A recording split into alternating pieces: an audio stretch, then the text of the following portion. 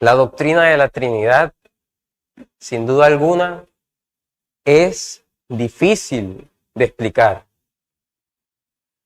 Es un misterio, pero mis hermanos, si es difícil explicarla con lo que el Señor ha revelado en su palabra acerca de ella, es imposible entenderla. Y en esto tenemos que ser humildes y depositar nuestra fe en lo que dice la palabra del Señor acerca de Él mismo. No pienso extenderme mucho en explicar la Trinidad, porque hoy nos concierne hablar acerca de la primera persona de la Trinidad, del Padre.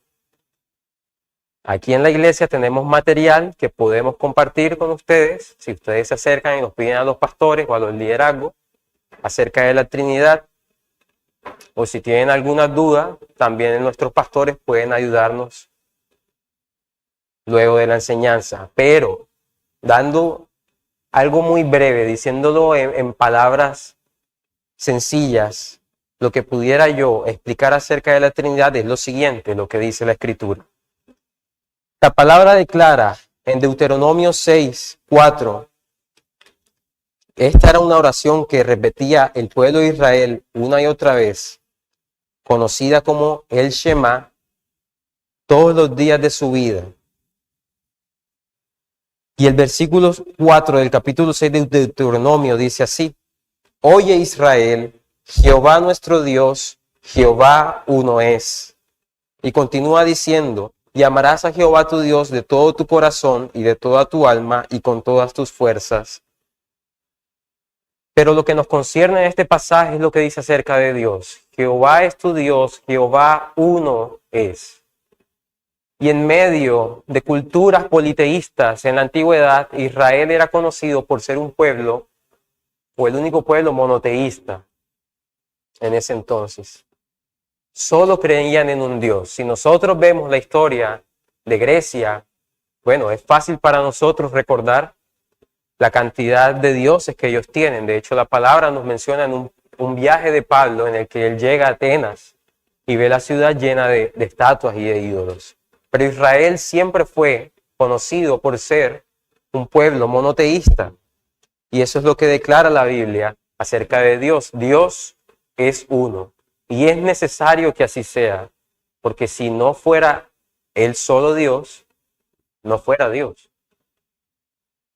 Es necesario que solo haya un Dios. Y así lo declara la palabra. Sin embargo, al llegar al Nuevo Testamento, y no necesariamente tenemos que esperar a llegar al Nuevo Testamento para poder leer acerca del Hijo o del Espíritu en la palabra, pero en el Nuevo Testamento logramos verlo con mayor claridad. Encontramos al Mesías, a Cristo y al Espíritu Santo. Jesús en su ministerio llama a Dios su Padre y luego, antes de morir, da la promesa a sus discípulos de que enviaría al Espíritu Santo, el Espíritu de verdad. El Nuevo Testamento y toda la palabra hace una clara distinción entre las tres personas, entre el Padre, el Hijo y el Espíritu Santo.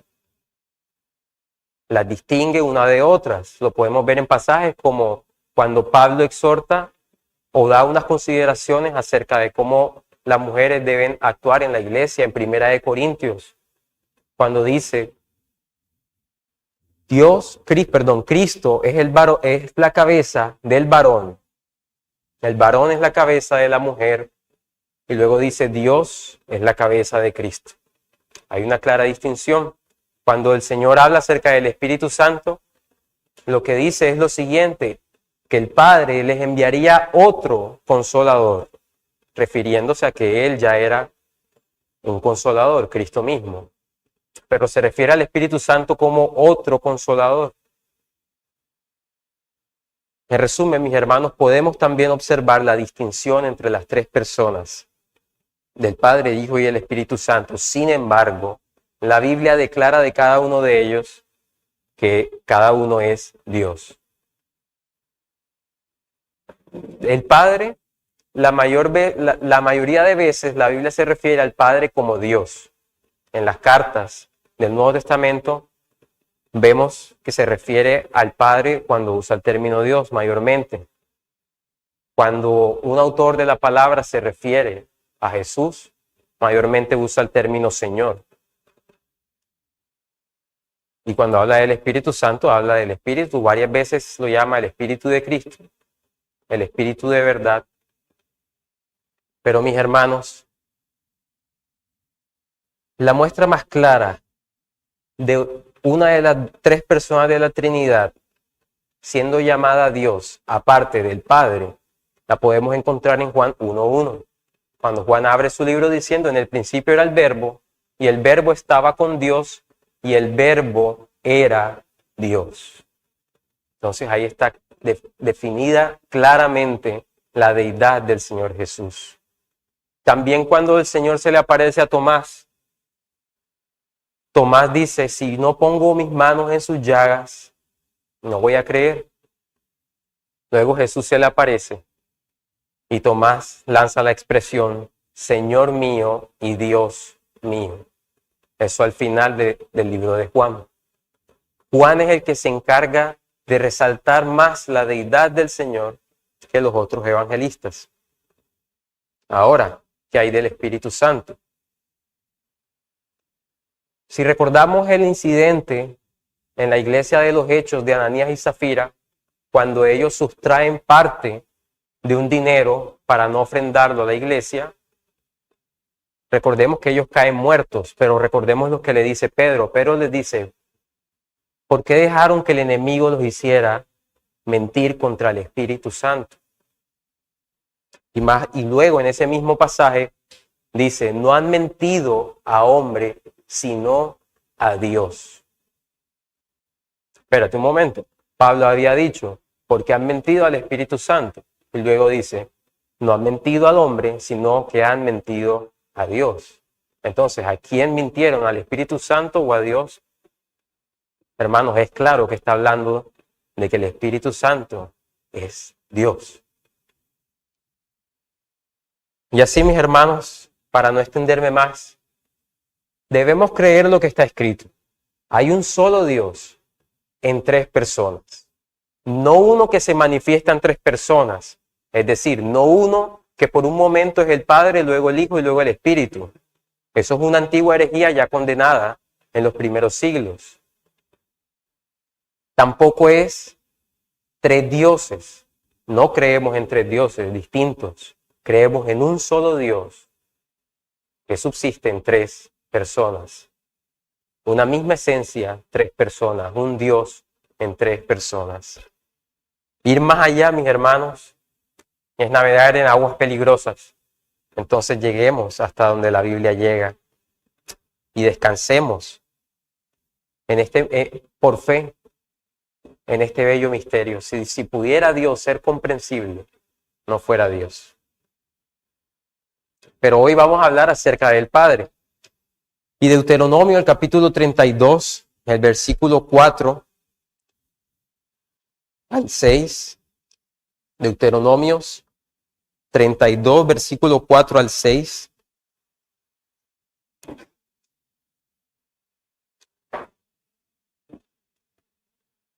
Dice así. Él es la roca cuya obra es perfecta, refiriéndose a Dios, porque todos sus caminos son rectitud. Dios de verdad y sin ninguna iniquidad en él, es justo y recto. La corrupción no es suya, de sus hijos es la mancha, generación torcida y perversa. Así pagáis a Jehová, pueblo loco e ignorante. ¿No él es tu Padre que te creó? Él te hizo y te estableció. El nombre que lleva el Padre de Padre, podemos verlo en la palabra de dos maneras. La primera, Él como cabeza de todo lo creado, sin embargo no teniendo una relación especial como con su pueblo, como lo hemos visto aquí en Deuteronomio. Como le dice a su pueblo, ¿no es Él tu Padre que te creó? Él te hizo y te estableció. Aquí está hablando acerca de Israel, pero recordemos que no todo israelita era verdaderamente salvo solamente por ser israelita. no todos los israelitas eran parte del pueblo escogido de Dios para salvación. Sin embargo, aquí el término padre se usa en general para la nación, pero también asociado a una acción por parte del Señor. Él es tu Padre que te creó.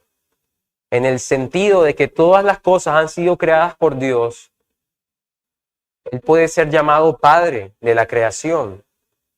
Pero hay un sentido en el que el término Padre se aplica de una manera especial solamente para su pueblo. Si nosotros vamos a Juan, capítulo 1, al versículo 12. Juan capítulo 1, versículo 12, podemos leer, hablando acerca de Jesús, que a todos los que lo recibieron, a los que creen en su nombre, les dio potestad de ser hechos hijos de Dios. Y en este sentido, podemos entenderlo de la siguiente manera. De todas las personas, nosotros podemos decir, son creación de Dios, son criaturas. Pero hijos de Dios, solamente aquellos que han creído en el nombre de Jesucristo. Hijos de Dios, pueblo suyo, unidos al Señor, de una manera espiritual, la iglesia, que no logramos ver. Ahora, por último, en cuanto al nombre de Padre, también se refiere, y más importante que todo, a la relación que tiene con el Hijo. Los términos el Señor nos los ha dado para que podamos entender cómo es esa relación dentro de la Trinidad del Padre para con el Hijo. Pero lo que quisiera resaltar de acá, mis hermanos, es que nosotros, al ser salvados, dice la palabra que somos unidos a Cristo. Venimos a ser uno con Cristo. Así como Dios es Padre del Señor, Cristo es el unigénito del Padre, el único Hijo. Como nosotros venimos a estar unidos a Cristo, venimos a ser de igual manera hijos del Señor.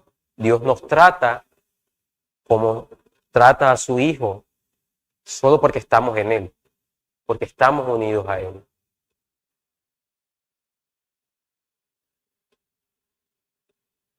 Ahora, mis hermanos, veamos lo que nos concierne hoy. Si ustedes vieron, bueno, todos nos concierne, pero más específicamente, si ustedes vieron la imagen promocional, decía Doctrina de la Trinidad, el Padre, y abajo decía doxología.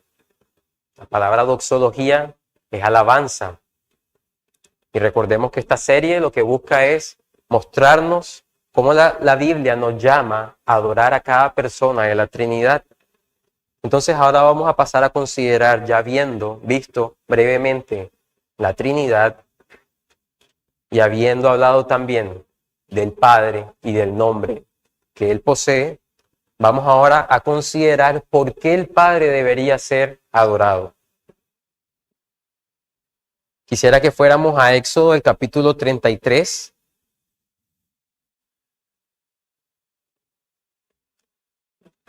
En el versículo 18, capítulo 33 de Éxodo, está la muy conocida petición de Moisés al Señor cuando él se le presenta en el monte Sinaí. Moisés le dice al Señor, te ruego que me muestres tu gloria. Moisés aquí lo que está haciendo es dar por sentado que el Señor posee una gloria en sí mismo. Moisés ha visto ya las obras del Señor, Moisés ha visto lo que ha ocurrido al partir el Mar Rojo, al ver las 10 plagas contra Egipto. Pero Moisés no se contenta con eso. Moisés aquí ruega al Señor como si no hubiera visto nada de eso anteriormente o como si aquellas grandes obras que el Señor hizo no fueran suficientes muestras de su gloria. Moisés ruega nuevamente, te ruego que me muestres tu gloria. Y entendemos que este es un clamor más profundo, aún más cercano. Es como si Moisés quisiera poder ver al Señor cara a cara. Pero mis hermanos, Moisés da por sentado eso, que el Señor en sí mismo es el Rey de gloria. Más allá de lo que ya ha hecho, todo revela su gloria. Pero Él en sí mismo posee gloria, porque Él es glorioso. Veamos qué nos dice Pablo en Timoteo, primera de Timoteo 6, el versículo 15 y 16. Pablo aquí, hablándole a Timoteo, nos deja ver un poco de eso, de lo que les mencionaba. Capítulo 6, primera de Timoteo, versículo 15 y 16. Estas son las palabras de Pablo.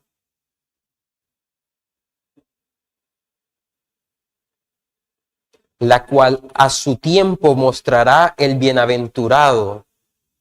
Voy a leer desde el 14, la parte B del 14. Dice, hasta la aparición de nuestro Señor Jesucristo, la cual a su tiempo mostrará el bienaventurado y solo soberano, Rey de reyes y Señor de señores, el único que tiene inmortalidad, que habita en la luz inaccesible, a quien ninguno de los hombres ha visto ni puede ver, al cual sea la honra y el imperio sempiterno.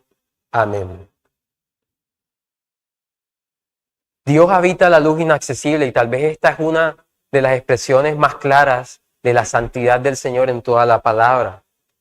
En Isaías nosotros podemos encontrar otra que dice, el alto y sublime que habita la eternidad y su nombre es el Santo de Israel, que habita la eternidad.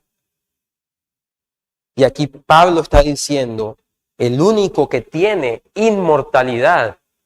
Si bien nosotros esperamos una vida eterna, la verdad es que nosotros hemos tenido un inicio, pero el único que tiene inmortalidad es el Señor, que siempre ha sido, desde la eternidad hasta la eternidad. En ese mismo pasaje de Éxodo 33, en la conversación de Dios con Moisés, el Señor le dice a Moisés, no me verá hombre alguno y vivirá, y yo te dejaré ver de mí nada más mis espaldas. Mis hermanos, ¿quién puede soñar con ver al Señor? Ahora, la palabra santo, y es lo que estamos viendo primeramente, cómo Él es único, el Señor, significa apartado, separado. Y muchas veces nosotros usamos el término santo pensando en falta de pecado. O sea, que no tiene mancha en sí mismo, que no tiene pecado, que es puro. Y está bien, eso hace parte de la santidad. Pero la santidad primeramente, mis hermanos, habla acerca de algo que está aparte, algo que es separado. Y nosotros sabemos, mis hermanos, que si Dios es Dios, Él es apartado de todo. ¿Han escuchado esa expresión que dice Dios y patria? No es Dios y patria, es Dios sobre todas las cosas y luego todo lo demás. Dios es santo y habita la luz inaccesible. ¿Ustedes alguna vez han visto, han tratado de mirar fijamente al sol y no han podido? Se han quemado los ojos. Mis hermanos, imaginen esa luz elevada a una potencia infinitamente mayor. Ni siquiera eso sería el lugar donde habita el Señor. Es una luz inaccesible. Él es santo. Pero la palabra también nos muestra otra razón por la cual deberíamos adorar al Señor, y fue la que leímos al principio. Lo que leemos en Apocalipsis 4, el versículo 11. Señor, digno eres de recibir la gloria y la honra y el poder. ¿Por qué? Porque tú creaste todas las cosas y por tu voluntad existen y fueron creadas. Aquí, y esta es la adoración celestial, esta es una visión de la adoración en el cielo. Aquí lo que los santos redimidos ya están cantando es, Señor, tú eres digno de recibir todas las cosas porque tú hiciste todas las cosas.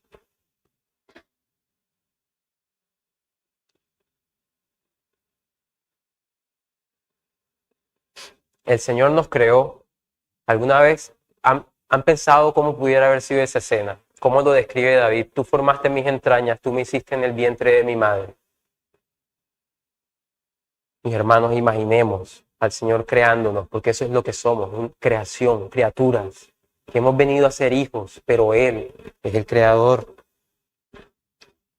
Pero volvamos a Éxodo, porque si bien estos son atributos propios del Señor, solamente Dios es Dios, solamente Él es santo, solamente Él pudo haber creado todas las cosas. En el pasaje de Éxodo que hemos estado leyendo, vemos una revelación del Señor de sí mismo hacia Moisés, pero más específica, más en relación al carácter de Dios, a quién es Dios. Y quisiera que leyéramos en el capítulo 34, los versículos 5 al 7. Éxodo 34, 5 al 7. Moisés había rogado que el Señor le mostrara su gloria en el capítulo anterior, a lo que el Señor le respondió: yo haré pasar todo mi bien delante de tu rostro y proclamaré el nombre de Jehová delante de ti. Y en el capítulo 34 tenemos esta escena, cuando ocurre eso que el Señor había dicho. Moisés está en el monte y dice el versículo 5 del 34, que Jehová descendió en la nube y estuvo allí con él proclamando el nombre de Jehová. Y pasando Jehová por delante de él proclamó: Jehová, Jehová, fuerte y misericordioso y piadoso, tardo para la ira y grande en misericordia y verdad, que guarda misericordia a millares, que perdona la iniquidad, la rebelión y el pecado. El Señor había dicho: yo voy a pasar delante de ti, voy a proclamar mi nombre, pero aquí lo que vemos es que Él proclama algo más que su nombre, o como lo pudiéramos nosotros entender. Bueno, lo normal es que pensáramos, va a decir Yahweh, Yahweh, o yo soy, Jehová, Jehová. Pero el Señor no solamente se queda ahí, Él da una descripción de quién es Él, de su carácter. ¿Por qué? Mis hermanos, hemos visto anteriormente que cuando la Biblia habla acerca del nombre de Jehová, se refiere a todo lo que es el Señor. Por eso, cuando Él dice aquí que Él va a proclamar su nombre, Él proclama quién es Él. Y lo primero que leemos es: fuerte y misericordioso y piadoso, que guarda misericordia a millares, que perdona la iniquidad, la rebelión y el pecado. Pero si nosotros seguimos leyendo, o sea, lo que nos ha dicho ahí es que el Señor es misericordioso, perdonador.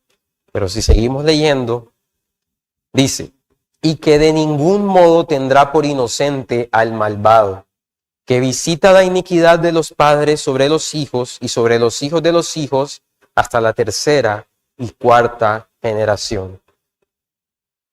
El Señor es perdonador y misericordioso, pero de ninguna manera deja al malvado sin castigo. Entonces, ¿cómo perdona? Y eso nos lleva a una pregunta, la pregunta más, o el dilema de todos los años, de todos los siglos, de toda la era cristiana. ¿Cómo puede un Dios justo perdonar a un pecador y aún así seguir siendo justo? ¿Cómo dice por un lado que es misericordioso y cómo dice por el otro que castiga al malvado y no lo deja sin castigo? Pero antes de ir ahí, quisiera que leyéramos el versículo 8. Dice: entonces Moisés, apresurándose, bajó la cabeza hacia el suelo y adoró. La respuesta de Moisés ante la revelación de Dios, de él mismo, fue simplemente correr a bajar la cabeza al piso y adorar.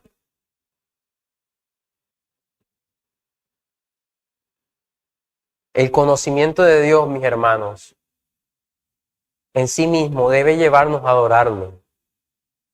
Primeramente, nosotros no tendríamos por qué conocerlo. Los animales no tienen razonamiento. El Señor nos pudo haber hecho como animales. El Señor nos pudo haber hecho como árboles, pero nos hizo a su imagen. Nos hizo seres que razonan, que piensan, que conocen, que se relacionan. Pero Él no tenía que hacerlo.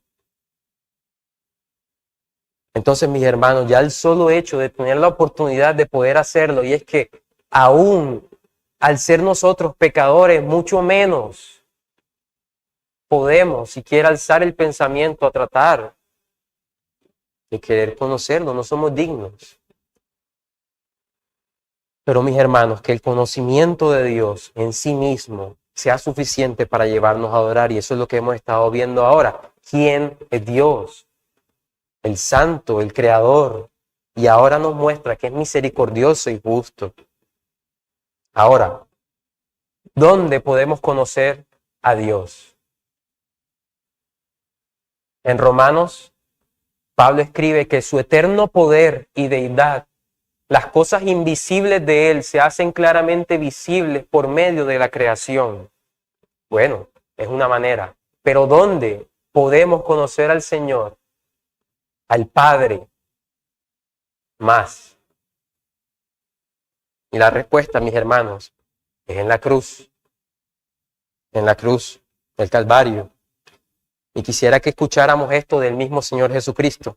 Vamos a Juan capítulo 14, vamos a leer el versículo 8 al 10. Juan 14, 8 al 10. Las palabras del Señor Jesús. Felipe le dijo: Señor, muéstranos el Padre y nos basta. Jesús le dijo: ¿tanto tiempo hace que estoy con vosotros y no me has conocido, Felipe? El que me ha visto a mí, ha visto al Padre. ¿Cómo pues dices tú, muéstranos el Padre? ¿No crees que yo soy en el Padre y el Padre en mí? Al ver a Cristo, nosotros podemos ver al Padre.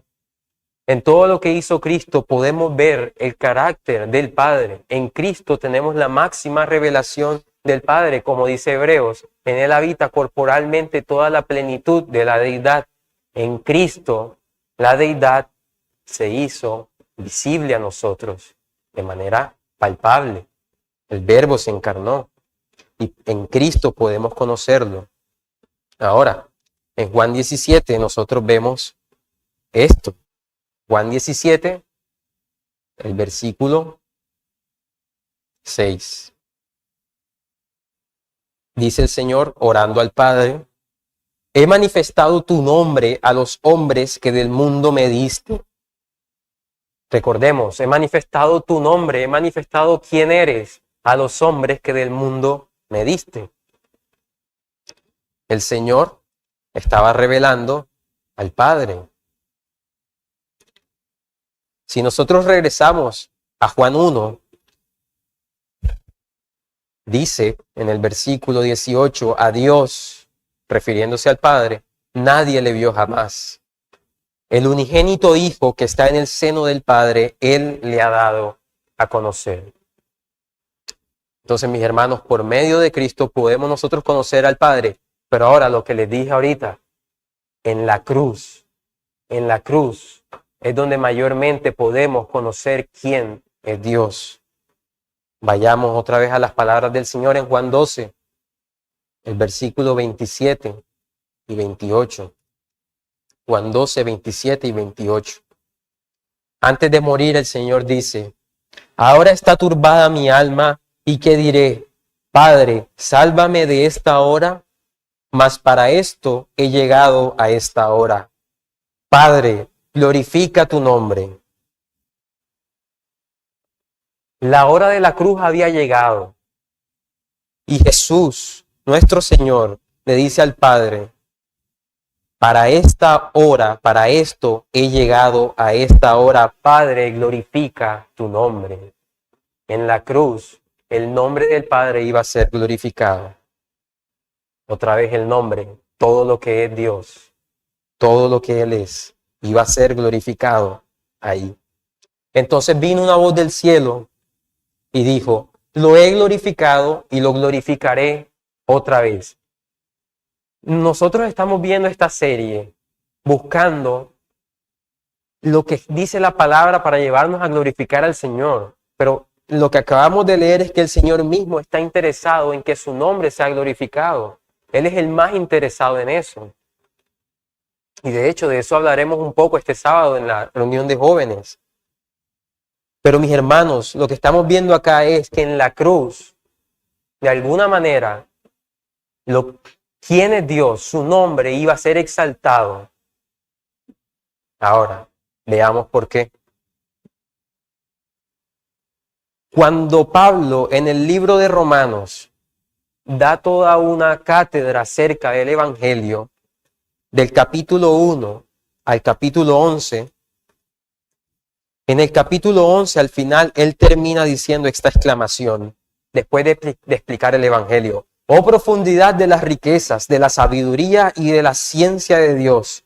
Cuán insondables son sus juicios e inescrutables tus caminos, porque ¿quién entendió la mente del Señor? ¿O quién fue su consejero? ¿O quién le dio a él primero para que le fuese recompensado? Pablo estaba deslumbrado por el Evangelio. Pablo acaba de dar una cátedra acerca del Evangelio, explicándolo elemento por elemento de él, y al final lo único que le queda por hacer es expresar un grito de exclamación diciendo, ¿quién pudo haber imaginado un plan tan perfecto como este? ¿Quién pudo? Solo el Señor. Entonces, allí, en el plan de salvación, podemos ver la sabiduría del Señor y cómo, mis hermanos, por lo que decíamos ahorita, ¿cómo puede un Dios justo perdonar a los malvados y aún así seguir siendo justo? ¿Acaso no dice la Biblia que aquel que justifica al impío es abominación a Jehová? Y Dios es el que justifica pecadores. Pero ¿cómo es posible? Bueno, por la cruz de nuestro Señor. Yo suelo decirle a las personas que ningún pecado va a quedar sin castigo. Y me dicen, bueno, ¿y entonces quién va al cielo? Todos nos vamos para el infierno. No. Mis pecados, todos los pecados van a ser castigados, los míos también. La única diferencia es que mis pecados han sido castigados en Cristo. Cristo sufrió el castigo por mí, de manera que yo quedo libre del castigo por lo que Él hizo. ¿Y quién pensaría, mis hermanos, que el Señor descendería de su trono para hacer eso?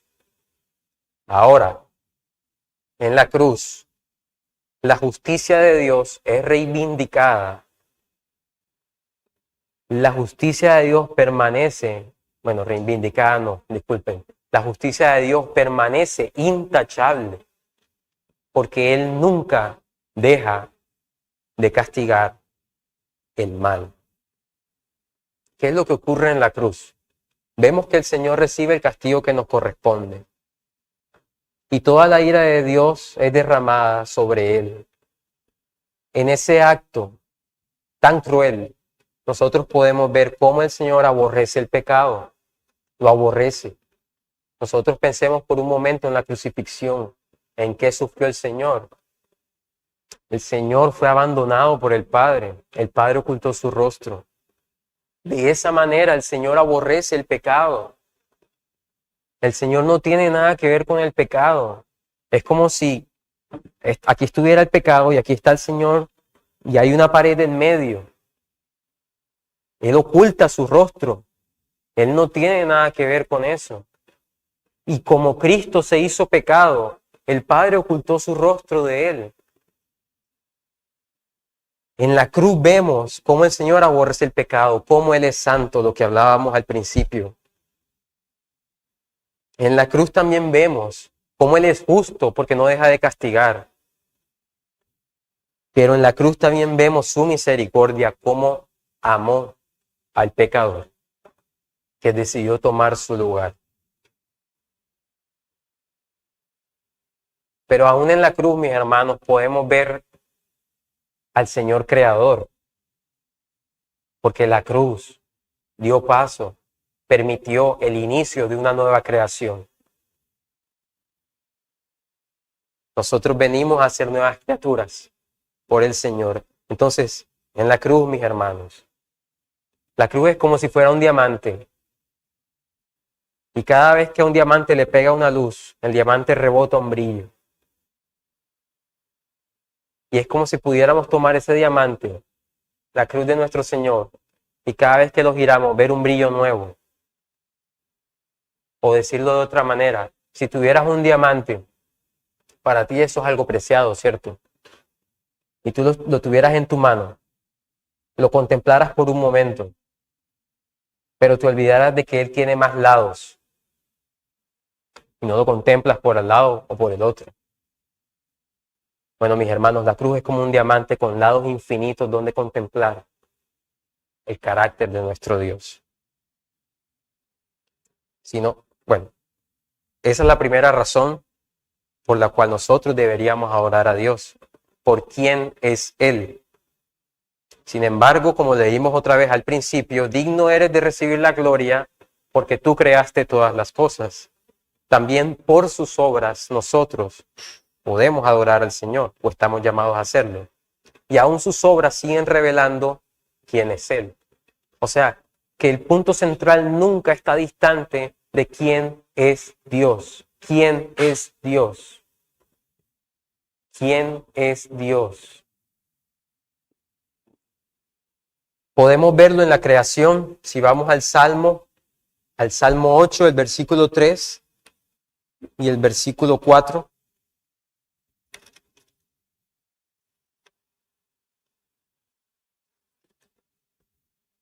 Cuando veo tus cielos, obra de tus dedos, la luna y las estrellas que tú formaste, digo, ¿qué es el hombre para que tengas de él memoria? Y el hijo del hombre para que lo visites. Cuando veo tus cielos, obra de tus dedos, o el Señor no tiene dedos, pero nosotros podemos usar esta imagen para pensar cómo se ve la creación delante de Dios. Los cielos, obras de tus dedos. Y si vamos al Génesis, al relato de la creación, vemos que por su voz Él creó todas las cosas. Y esto revela su poder. Él es poderoso, hermanos. Ahí hay un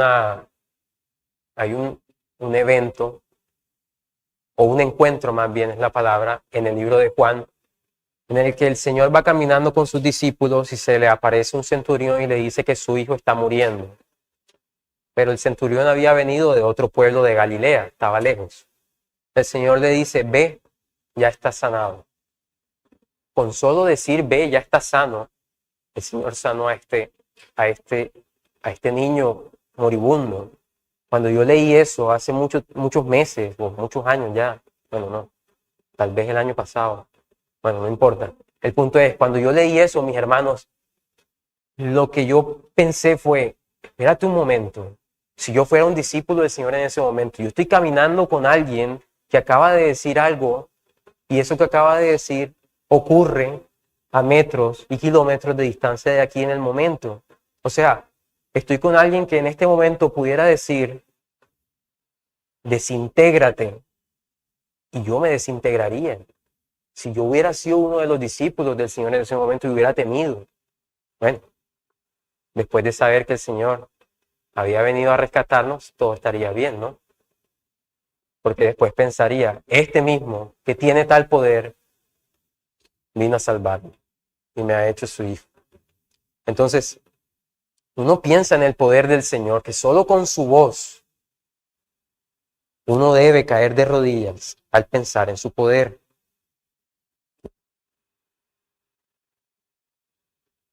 Nos queda poco tiempo, mis hermanos, entonces no voy a, más bien ya creo que estoy pasado del tiempo. Nosotros pensamos en la cruz del Señor como la obra de Cristo, pero la cruz también es la obra del Padre. Y eso no se nos puede olvidar. Porque el Señor dijo, yo hago lo que agrada a mi Padre, yo hago su voluntad. En Juan 10 Él dice, yo pongo mi vida por las ovejas y mi Padre me ama por eso. Mi Padre me dio ese mandamiento. Mi Padre me envió a ir a la cruz. Y en Hechos nosotros vemos que por el determinado y el anticipado consejo del Señor, el Señor fue entregado. La cruz fue plan del Padre. Pero por si fuera poco, mis hermanos, recordemos el versículo más famoso.